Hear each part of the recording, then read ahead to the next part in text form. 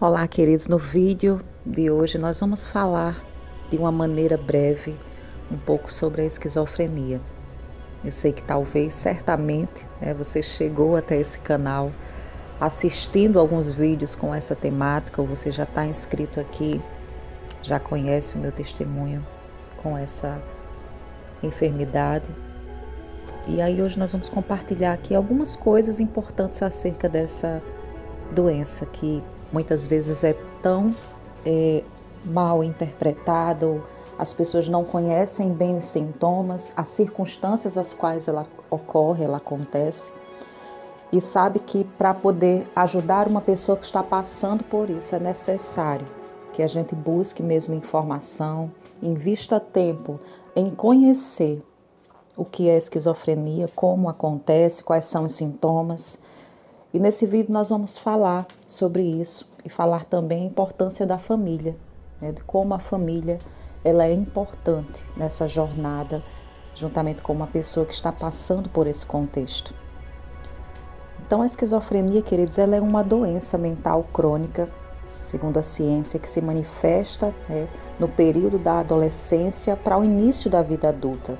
Existe uma diferença, se observa que os homens, eles manifestam essa enfermidade mais cedo do que as mulheres. Por volta dos 20 a 25 anos de idade, surgem o primeiro surto, os primeiros sinais. Já nas mulheres, a ciência observa que essa doença ela se manifesta dos 25 aos 30 anos, já é num tempo mais tarde do que nos homens. E quais seriam então os sintomas da esquizofrenia? A esquizofrenia, queridos, ela apresenta várias manifestações, afetando diversas áreas do funcionamento psíquico da pessoa. Mas os principais sintomas para identificar alguém que esteja passando, enfrentando aí um princípio, um diagnóstico de esquizofrenia, começa em primeiro lugar pelos delírios, que são ideias falsas das quais a pessoa ela tem uma convicção absoluta. Por exemplo, se uma pessoa ela acha de repente que está sendo perseguida ou observada por câmeras escondidas, às vezes ela pode também acreditar que os seus vizinhos ou que as pessoas elas estão para lhe fazer algum tipo de mal. Isso é um delírio assim bem típico mesmo da esquizofrenia, essa mania também de perseguição. O segundo ponto são as alucinações, que são percepções falsas dos órgãos dos sentidos. Essas alucinações, as mais comuns na esquizofrenia, são as auditivas, em forma de vozes. Quando eu compartilho meu testemunho, e se você chegou aqui a primeira vez nesse vídeo, eu vou deixar acima o vídeo para você dar uma olhada depois e no final também. Mas a respeito dessas vozes, como elas acontecem? Geralmente a pessoa ela ouve essas vozes falando, comentando sobre o comportamento dela durante o seu dia. Muitas vezes essas vozes elas também dão ordens de como agir em determinada circunstância. Mas também existem outras formas de alucinações, como visuais, táteis ou olfativas, que elas podem ocorrer na esquizofrenia. Eu particularmente tanto passei pelas alucinações de ouvir vozes, como essas visuais também, de ver coisas, de sentir gosto também, cheiro também, e sensações táteis. Todas essas eu passei realmente num contexto de surto. E o terceiro ponto, queridos, são alterações no pensamento. São ideias confusas, desorganizadas na mente da pessoa, que faz com que a fala dela se torne difícil até de compreender. Muitas vezes a pessoa ela tem uma convicção de que seus pensamentos podem ser lidos também por outras pessoas e que pensamentos são roubados da sua mente ou são inseridos na sua mente. Também é um contexto de delírio muito comum na esquizofrenia, de alterações no pensamento. O quarto são alterações da afetividade. Inclusive até eu vou deixar no final desse vídeo, já fiz um vídeo sobre embotamento afetivo e é algo que ocorre na esquizofrenia. E como são essas alucinações de afetividade? As pessoas muitas vezes elas têm uma perda da capacidade de reagir emocionalmente às circunstâncias. Então ela vai ficar indiferente, sem expressão afetiva, Outras vezes o paciente ele também apresenta reações afetivas que não têm nexo, são inadequadas ao contexto que ele está. E isso faz com que a pessoa ela pareça estar indiferente ao ambiente que a cerca. É justamente nesse contexto que entra a questão do embotamento afetivo na esquizofrenia. O quinto ponto, queridos, é diminuição da motivação. Isso é algo que diminui muito a atividade da pessoa que está passando por um contexto de esquizofrenia. A pessoa ela perde a vontade, ela fica mesmo desanimada, ela fica apática, ela não se sente mais capaz de enfrentar tarefas simples do dia a dia. Ela passa a não conversar tanto, a se manter isolada e retraída socialmente. Existem também outros sintomas como dificuldades de concentração, alteração nos movimentos, desconfiança excessiva, indiferença, também podem aparecer na esquizofrenia. Dependendo da maneira como os sintomas aparecem, é possível se caracterizar qual seria o tipo aí do diagnóstico que o médico possa dar a esse problema. Segundo a ciência, a esquizofrenia ela geralmente evolui, com episódios agudos e pode aparecer vários sintomas desses que foram descritos. Mas eu quero te dizer uma boa notícia. É possível a gente superar. É possível que você seja bem-vindo aqui a essa plataforma que existe justamente para te trazer apoio, para te trazer amor, informações e fé acerca da superação desse contexto. E qual a causa então da esquizofrenia? Bem, queridos, não se sabe, não se pode explicar ainda a ciência as causas dessa doença.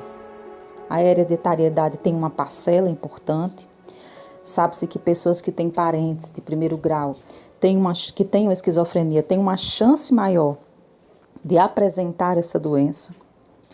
Mas estudos foram feitos com métodos modernos de imagem, com tomografia computadorizada, ressonância. E esses estudos eles mostraram que algumas pessoas elas têm pequenas alterações cerebrais, com diminuição discreta de tamanhos de algumas áreas do cérebro. E como faz esse diagnóstico da esquizofrenia? Sabemos que não existe um exame que faça esse diagnóstico. O que acontece? O médico ele vai começar a acompanhar esses sintomas, ele vai começar a observar e à medida que ele observa, ele vai dar esse diagnóstico.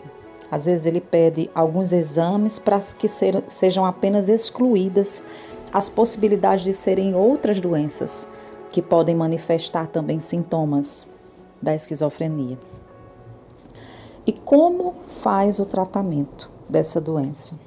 Queridos, o tratamento, ele visa controlar os sintomas e a reintegração da pessoa, já que a gente viu aí um contexto de situações que faz com que essa pessoa ela enfrente realmente um dano na sua interação social.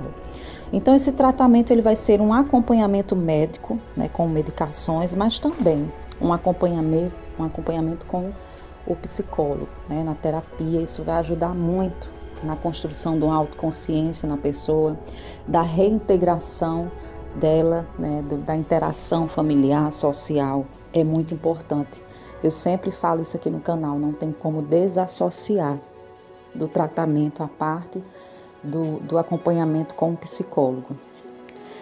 E por último, queridos, a parte mais importante, a parte que eu quero ressaltar bem, aqui algo do meu coração, porque passei por isso e foi uma área que eu identifico que recebi bastante ajuda, mas que por alguns momentos eu precisei de mais. Então eu sempre digo isso aos familiares, da importância de colaborar com alguém que esteja passando por essa doença. Os familiares, queridos, eles são aliados importantíssimos no tratamento e na reintegração dessa pessoa à sociedade. É importante que vocês, que são parentes, sejam orientados quanto a essa doença, para que vocês possam compreender bem esses sintomas, compreender as atitudes da pessoa que está passando por isso, evitando uma interpretação errada, evitando que você a trate sem carinho, sem respeito. Eu sei que é um momento difícil Muitas vezes passa mesmo por situações complicadas de lidar, mas é importante conhecer bem.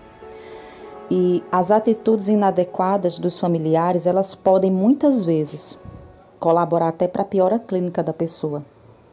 Eu sei que o impacto inicial de uma notícia que alguém da sua família está com essa doença, está com esquizofrenia, é bastante doloroso. E como a esquizofrenia é uma doença pouco conhecida ou pouco falada, muitas vezes os familiares, as pessoas sentem vergonha de conversar sobre isso, então acaba que não busca, não pesquisa, mas eu quero te dizer que o fato de você estar aqui nesse vídeo, ouvindo essas coisas, isso já faz com que você seja alguém diferente, seja alguém que busca realmente as informações, o conhecimento para poder ajudar, se é você a pessoa que está passando, se ajudar, ou se é o seu parente ajudar essa pessoa. O que eu quero concluir com você é o seguinte: não abandone o seu familiar. Invista nele, invista tempo, tira um tempo do seu dia para passear com essa pessoa, para interagir com essa pessoa, porque é do amor também que ela precisa nesse momento.